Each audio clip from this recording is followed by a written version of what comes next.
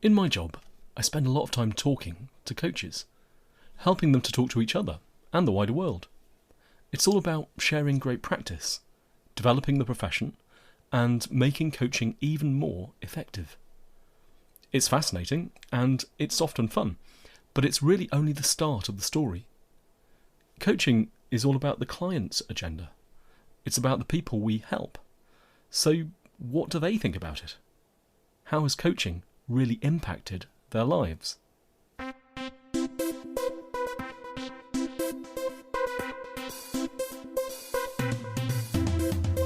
Hello, and a warm welcome to this podcast from Management Futures.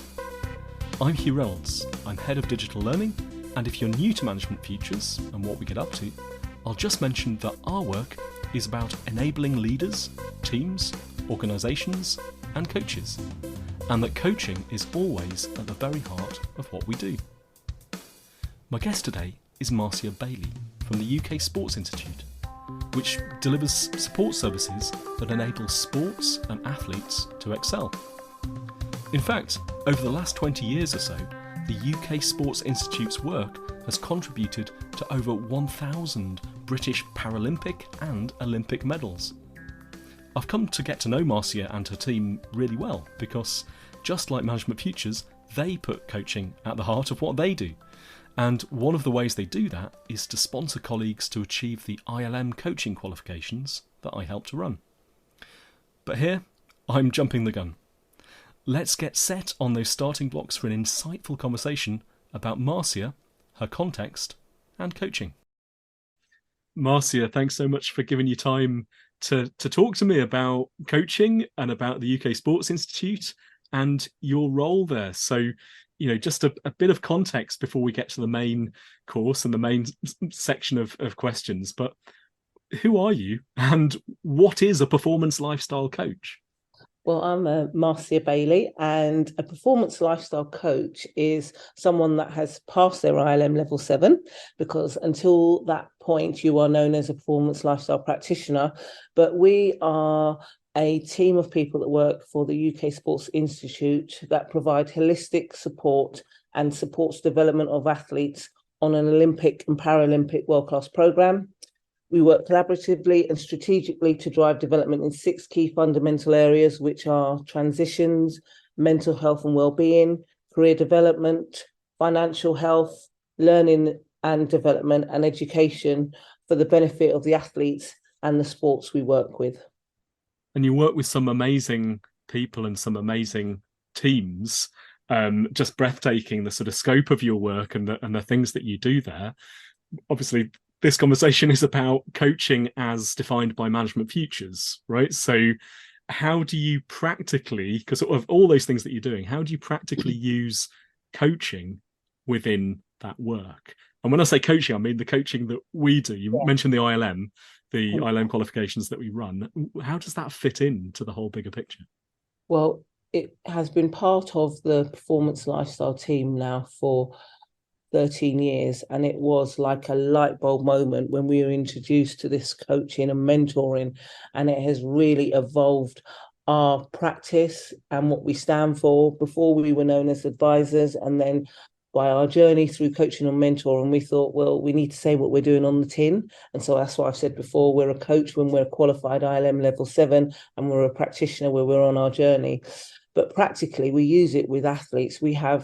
Our role is to support, as I said, athletes on a day-to-day basis. And so we often have really good coaching, resourceful conversations with athletes around the 6 fundamental areas and other things, life in general. And so the art of questioning, the art of listening, the art of rapport building, all which are the key principles of coaching, put us in good stead to have those conversations with those athletes.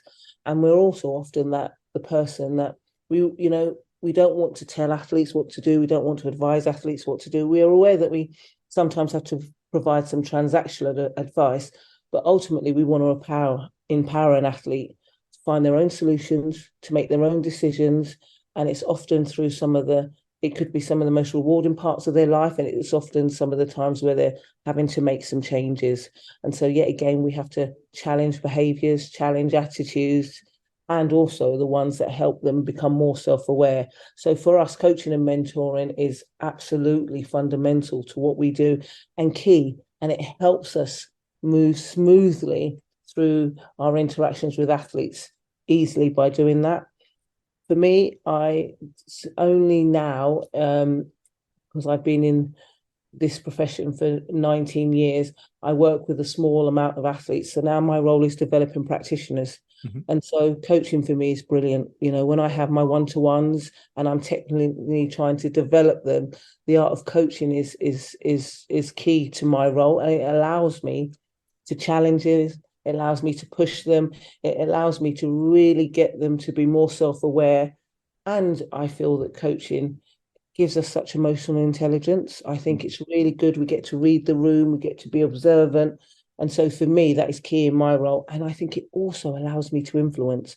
You know, we work within a high performance system where we have coaches, where we have performance directors, where we're dealing with people that are giving us our funding, where we're trying to work with colleagues, where we want them to understand and align to our mindset.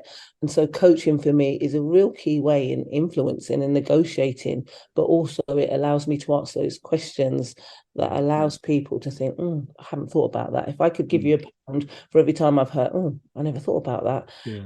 And it allows me to answer those questions, but it allows them to think, stop and think, and then think about what is it that I'm really talking about? What is it do I want to mean? How do I want to answer? So for me, it practically, it helps me do my job to the best of my ability. And something that's always struck me about you, Marcia, is that you really walk the walk, right? Because you've been there, you've done the ILM qualification, and there's a rigor about this. I don't mean that in a negative sense. I mean a completely positive, sort of challenging sense, to challenge ourselves to work with the frameworks, work with the tools in a really rigorous way to get the best out of coaching. Could you say a little bit about why you took that decision to embed it, and the ILM particularly, you know, not just coaching? You didn't just turn up, do a bit of coaching with Management Futures and then go and spread it around. You really work with your team to get them through the ILM. Why is that so important, the sort of formal qualification aspect?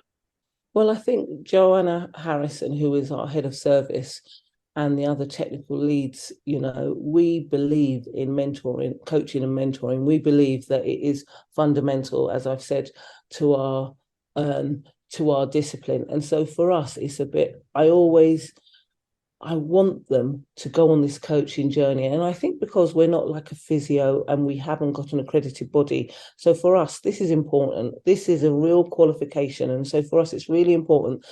And it's really important for me that I make practitioners know that by having this qualification, it can open up so much for them, not only for them as a person, but it helps complement and give them the confidence in their delivery. And sometimes when they see ILM level 7 and what it entails for them to do it, it can be quite overwhelming. But I try and be as positive as possible and say, it will be the start of your coaching journey, and it will open up like Pandora's box in a good way, where it opens up so many things and it allows you to do your job in a way that you would never have thought possible. And I think it's something that we stand by, that this is something that is really, really fundamental to becoming a performance lifestyle practitioner, you know, and that we want to encourage people that having this qualification will not only be as benefit for them as a person, but for them and for the athletes and the teams that they work in. Hi, how are you finding the conversation? You're listening to a podcast from Management Futures. I'm Hugh Reynolds, and my conversational partner today is Marcia Bailey from the UK Sports Institute. Marcia and I are in the middle of a chat about her passion for coaching and the practical things she and her team do with it. Thinking about the athletes and the teams they work in, you know, for someone who's outside of your world and just sees a part of it in great conversations like this, what sorts of things go on in those coaching conversations with the athletes? So, you know, we completely respect and keep confidentiality, but are there certain things that crop up a lot that coaching helps them with? Are there particular issues or particular challenges that they're facing? Definitely. We have an initiative which we call More to Me, and More to Me is about an athlete understanding that they are more than an athlete, that they are a person that could be a doctor, they could be a mother or anything like that. But an athlete, there are some athletes that walk up and they are very confident and self-aware and they know who they are. But often we have to take and walk an athlete through their identity journey. So when they know that they're turning up as a performer, we say, yes, we want to support the performer to perform at the best ability, but we also want to support the person. Mm-hmm. And so the coaching conversations allow us to walk an athlete through that. And it's often, who am I? What is my purpose? Those are the things that come up in the coaching conversations. And by working with them, using the tools like the autobiographic timeline, by walking through with them and discovering what their interests are and just finding out who they want to be in the future outside of, sport. Those coaching conversations are really, really important. When it comes to someone wanting to know career, I haven't got a clue at what I want to be afterwards. Having those coaching conversations is great as well, and going through that. And there's also mental health and well-being, often the person that an athlete will tell their inner and darker secrets. And it's about how can we, either signpost them because we're not clinicians and stuff like that, but also how can we work through with them to make them understand themselves more and understand what they need to do in order to be more happier. Ultimately, we want happier, healthier people to be the athletes that, step onto their arena and perform to their best ability. And coaching and mentoring allows us to do that. It's really fascinating, Marcia, that if I got the name of the scheme right, there's more to me. There's more to me than just being an athlete and just performing in that way. It's wider, it's contextual. Is that fair to say that it goes beyond the sort of focused sort of podium, if you like? It goes beyond that, yeah? And totally, and that's why we do provide holistic support, because we want to align to the sports. The sports, they're more than medals, but ultimately we are here because we want the athletes to go out and be the best possible athlete they can be.